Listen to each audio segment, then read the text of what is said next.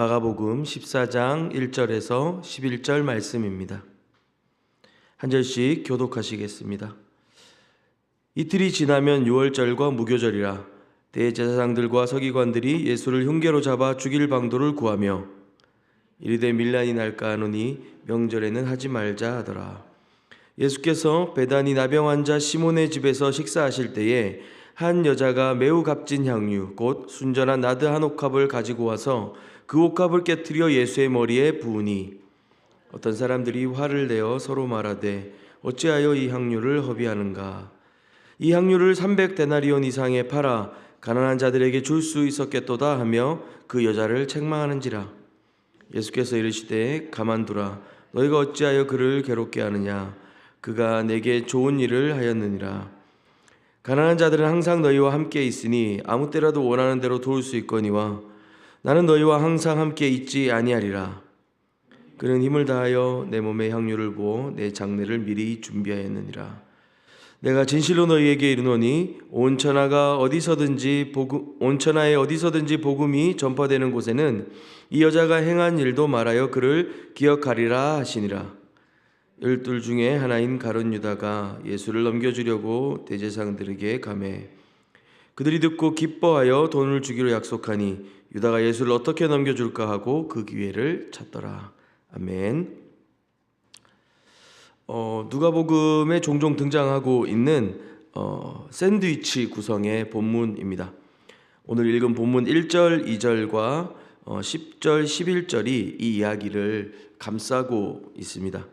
1, 2절에는 대제사장들과 서기관들이 예수님을 어떻게 죽일까 흉계를 꾸미고 있고요. 10절과 11절에서는 가룟 유다, 예수님 제자 가룟 유다가 그들에게 대제사장과 서기관들에게 정보를 넘겨주며 그 계획에 동참하는 장면이 나옵니다. 그리고 마가는 의도대로 그 사이에 있는 3절부터 9절 사이에 한 여인의 이야기, 예수님께 향유를 붓는 모습을 배치하여 강조하고 있습니다. 이 땅에 오신 하나님을 거절하고 그 하나님의 뜻을 반역하며 그 하나님이신 예수 그리스도를 잡아 죽이려고 하는 이 대제사장과 서기관들 그리고 가룟 유다 사이에 이름도 등장하지 않는 한 여인이 그 정성을 다하여 힘을 다하여 그 옥합을 깨뜨려 예수님께 붓는 장면을 두드러지게 강조하고 있습니다. 1절 말씀입니다. 이틀이 지나면 유월절과 무교절이라 대제사장들과 서기관들이 예수를 흉계로 잡아 죽일 방도를 구하며 이르되 밀란이 날까 하노니 명절에는 하지 말자 하더라. 대제사장들과 서기관들은 얼마나 뿌듯했을까요? 정치적으로 종교적으로 고려하면서 지혜롭게 우리가 일을 처리하고 있다 이렇게 생각했을 겁니다. 이틀이 지나면 유월절이고 무교절이야. 사람들이 많이 모일 테니 괜히 그때는 분란을 만들지 말자. 기회를 잘 노려야 해. 이런 게 지혜지. 자기들끼리 아마 그런 얘기를 했을지도 모릅니다. 하나님의 구원하심을 기념하고 기억하는 유월절에 온 인류를 구원하러 오신 예수님을 죽이고자 하는 계획을 꾸미면서 그들은 이 아이러니한 상황들 속에 자신들의 지혜와 만족들로 기뻐했을 것 같습니다.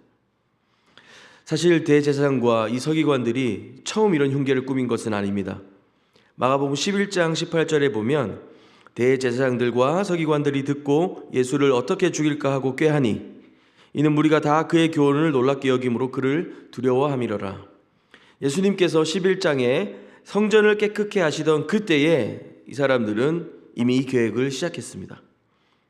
그러고 보니 오늘 본문 13장에서도 예수님이 성전이 무너질 것을 말씀하셨고요. 아마도 이 제사장과 서기관들에게 있어서 성전이라고 하는 매우 중요한 그들의 일터이자 자신들의 기득권을 상징하고 있고 신앙과 율법적인 총본산인 그 성전이 무너진다고 하는 이야기는 매우 기분이 나빴고 그들로서는 매우 정당한 반응으로서 이 예수의 반역을 잠재워야겠다라고 생각했는지도 모르겠습니다. 그리고 오늘 본문 10절로 가보겠습니다. 12 중에 하나인 가룟 유다가 예수를 넘겨주려고 대제사장들에게 가매 대제사장과 서기관이 와서 이를 포섭하려 한 것이 아닙니다. 가룟 유다가 예수를 넘겨주려고 대제사장들에게 찾아갔습니다. 그들이 듣고 기뻐하였습니다. 자신들은 계획을 세워보지만 사람들의 소유를 잠재울 방법이 없었기 때문에 조심스러웠습니다. 그런데 마지막 퍼즐 하나를 가룟 유다가 맞춰줬던 것이죠. 그렇게 이 제사장들과 서기관들의 유예됐던 이 계획은 예수님의 12 제자 중 하나인 가룟 유다로 인해서 기쁨의 계약으로 성사가 됩니다. 이 저열하고 암담한 계략 사이에 전혀 다른 장면이 배치되어 있습니다. 3절입니다. 예수께서 베다니 나병 환자 시몬의 집에서 식사하실 때에 한 여자가 매우 값진 향유 곧 순전한 나드 한 옥합을 가지고 와서 그 옥합을 깨트려 예수의 머리에 부으니, 여기 베다니 나병 환자 시몬은 현재 나병을 앓고 있는 사람이라고 보기보다는 이전에 예수님께서 아마 낫게 하신 나병 환자 중 한 사람이라고 보는 것이 적절할 것 같습니다. 그는 버려진 백성이었고 절망과 고통의 자리에 있었던 나병 환자였습니다. 그러나 이제는 하나님으로부터 찾아진 백성이며 소망과 생명의 자리로 옮겨졌습니다. 예수님은 그의 집에서 함께 잔치, 그 식사의 자리를 벌이고 계십니다. 문득 하나님 나라의 모습이 이런 것이 아닌가라고 생각해 봅니다. 마음과 영혼의 나병으로 인해 삶이 망가지고 외롭고 소외되고 삐뚤어진 저를 찾아오셔서 그렇게 아등바등 살아가려고 애쓰는 내 삶 속에 한가운데 주님 찾아오셔서 나를 구원해 주시고 회복시켜 주신 것을 기억하게 합니다. 그 주님과 함께 식탁을 마주하고 교제를 나누는 그 자리, 단 한 번 내 인생 만족스럽지 못했던 그 열심들 속에서 지금 이 베풀어진 식탁과 잔치는 궁극적이고 영원한 만족으로 나를 부욕해 하시는 주님의 식탁이 됩니다. 내게 그 상을 허락하시고 베푸시는 예수님. 이 복된 잔치에 어색한 한 여인이 등장합니다. 그녀는 오늘 본문에 기록된 것처럼 매우 값진 향유를 들고 나타났습니다. 성경은 순전한 나드 옥합을 가져왔다고 우리에게 알려줍니다. 멀리 신비의 나라 인도에서 수입해온 고급 향유였을 것이라고 추정합니다. 5절에 보니 이 향유의 가격도 우리가 알 수 있습니다. 300데나리온입니다. 한 데나리온이 당시 하루 품삯이었다고 합니다. 그러니 1년치 연봉 정도 되겠습니다. 그리고 당시 결혼 전의 여인들은 결혼식을 위해 향유를 모았다고 합니다. 얼마나 정성스럽게 모았을까요? 한두 해 모아서 300데나리온어치가 되긴 힘들었을 겁니다. 말씀드린 대로 1년치 연봉을 가득 모아서 아무것도 안 먹고 입지도 않고 사지도 않고 향유만 모아도 300데나리온을 맞출 수 있을까 말까 정도이니 한두 해 열심히 한 것으로 모은 것이 아니었을 겁니다. 어쩌면 이 여인의 전생애가 담겨져 있는 향유 옥합이었을 수도 있죠. 그리고 이 여인은 그 옥합을 깨트려 예수님의 머리에 붓습니다. 관례적으로는 집에 온 손님에게 발 씻을 물을 내거나 또 머리에 올리브유, 감람유를 붓는 것이 통상적입니다. 그러나 이 여인은 향유를 붓습니다. 압도적인 헌신과 환대의 마음을 지금 예수님께 드리고 있는 것입니다. 그 붓고 있는 장면을 성경은 조금 구체적으로 기록하고 있는데 향유 옥합을 깨뜨렸다라고 말하고 있습니다. 이 여인은 적당히 향유를 붓고 보통 사람들이 하는 것처럼 할 생각이 아닙니다. 다시 주워 담거나 또 쓰기 위해서 아껴둘 마음이 없습니다. 마치 이 귀한 향유가 오늘 지금 여기서 다 부어지는 것으로 그 쓰임을 다하는 것이라는 확신에 찬 확연한 태도로 나아가고 있는 것이죠. 그 시몬의 집 식사 자리에 배석한 모두가 놀랐을 것입니다. 숨죽이며 그 장면을 지켜보았을 겁니다.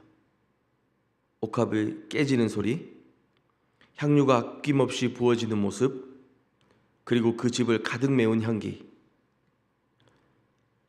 오늘 본문을 감싸고 있는 대제사장들의 어떤 계략과 가룟 유다의 배신에 비해 이 장면은 너무나도 아름답고 부요합니다. 그러나 이 상황이 너무도 싫었던 사람들이 있었습니다. 어떤 사람들은 화를 내어 이 여인의 행동을 비난합니다. 저 귀한 것을 300데나리온이나 되는 것을 저렇게 허비하고 탕진한단 말인가. 유월절에는 자신들의 소유를 가난한 사람들에게 나누는 율법적인 어떤 행동들, 명령들이 있었습니다. 그 소유들을 나누는 것으로 그 유월절의 기쁨과 감사를 주변과 공유했던 것이죠. 어떤 의미에서 이렇게 말하는 것은 옳은 일이었을지도 모릅니다. 율법적으로는 옳은 일이었던 것이죠. 그들의 생각 안에서 말입니다.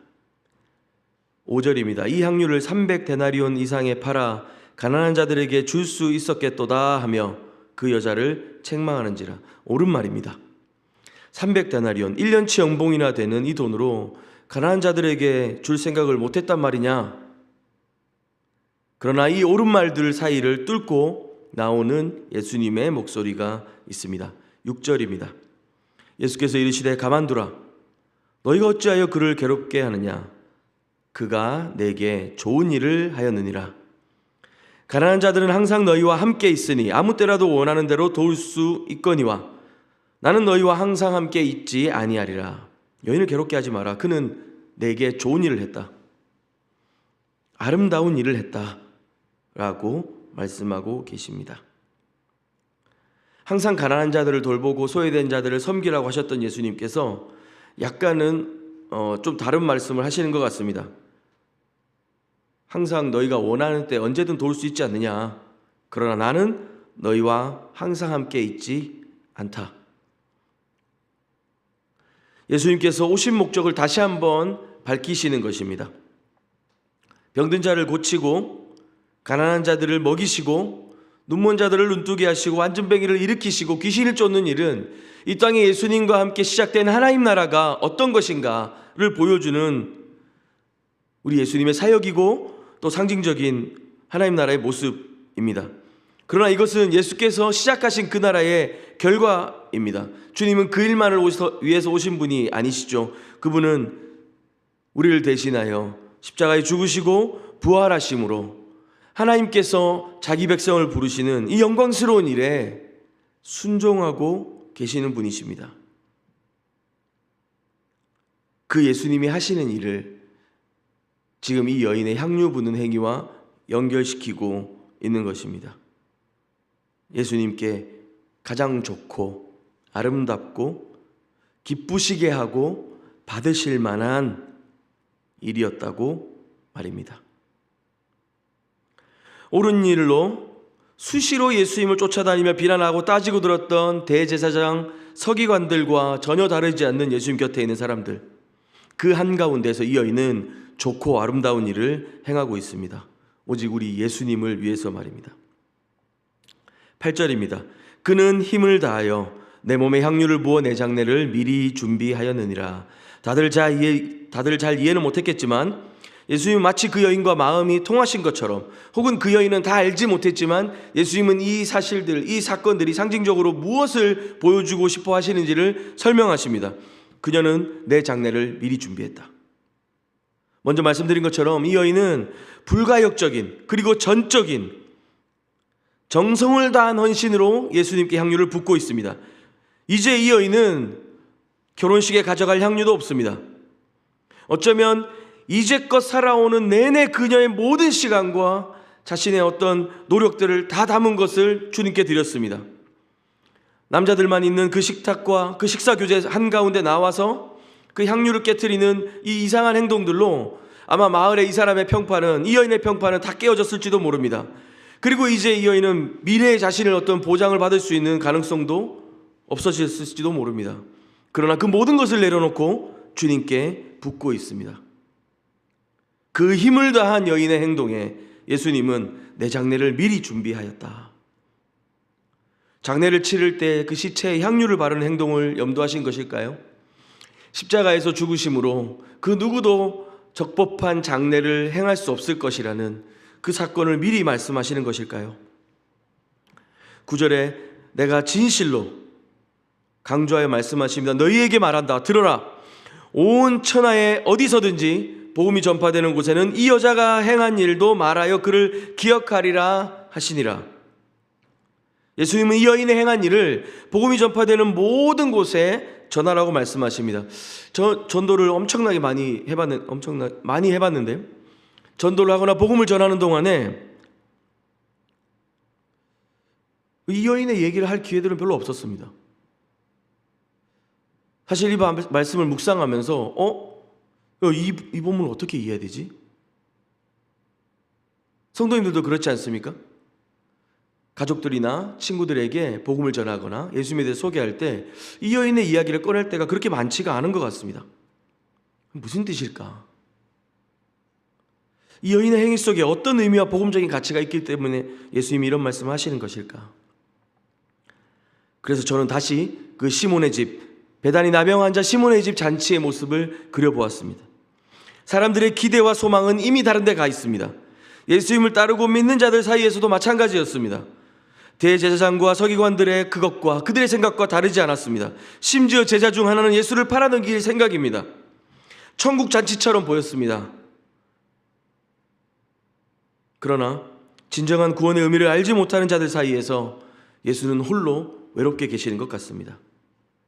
그 잔치 한가운데 어색하지만 가장 좋고 적절한 행동을 보인 여인이 있습니다. 그녀는 고백합니다. 십자가에서 우리를 대속하시고 그 언젠가 하나님께서 온 백성을 이집트에서 구출하셨던 것처럼 우리를 이 죽음과 사망의 권세 가운데서 우리를 구원하시고 자유케 하실 예수님, 당신이 나의 주님이시고 하나님이 보내신 메시아이시고 하나님의 아들이십니다라고 하는 고백을 말이죠. 우리를 자유케 하시고 구원케 하실 주님이시라는 걸 말입니다. 모두는 오병이어의 잔치, 그리고 그 병을 낫게 하고 장애를 이기게 하고 귀신을 쫓는 그 축제 현장들만을 기억하지만 그 나라를 위해 당신이 걸어가셔야 될 그 십자가의 길을 우리는 봅니다. 우리가 복음을 전하고 그리스도를 전하는 모든 현장 가운데 예수님의 이 십자가의 희생과 죽으심이 나눠져야 될 것입니다. 그것을 선포하고 증거해야 할 것입니다. 십자가가 우리의 생명이고 소망이라는 것을 말이죠. 아무것도 아낄 것 없고 주님께 붙는 것이 낭비일 수 없다. 그분이 그 낮아지시고 그 자기를 버리시며 십자가의 죽으심으로 우리를 구원하신 사건을 복음은 담고 있는 것입니다. 예수님은 그래서 말씀하시는 것 같습니다. 이 여인의 이야기, 이 여인이 기억하고 기념한 이 사건, 복음과 구원이 전해지는 모든 삶의 현장 가운데 이 십자가의 죽음과 그 희생과 그 헌신들이 전해져야 될 것이다 라고 말이죠. 이러한 역설적인 장면 속에 역설적인 예수님의 구원의 의미를 이 여인의 행동은 드러내고 있습니다. 오늘 하루 우리가 이 여인의 거룩한 낭비를 닮아 주님께 기쁘게 드리고 아낌없이 그분과 동행하며 주님의 그 십자가 구원과 사랑을 생각하며 우리의 삶을 복되게 하시고 회복시키시고 구원하시는 주님의 은혜가 주님의 그 기쁘신 헌신과 그 수고 가운데 있었음을 기억하며 우리 또한 그 예수님의 십자가를 닮는 그런 하루가 되었으면 좋겠습니다. 함께 기도하시겠습니다.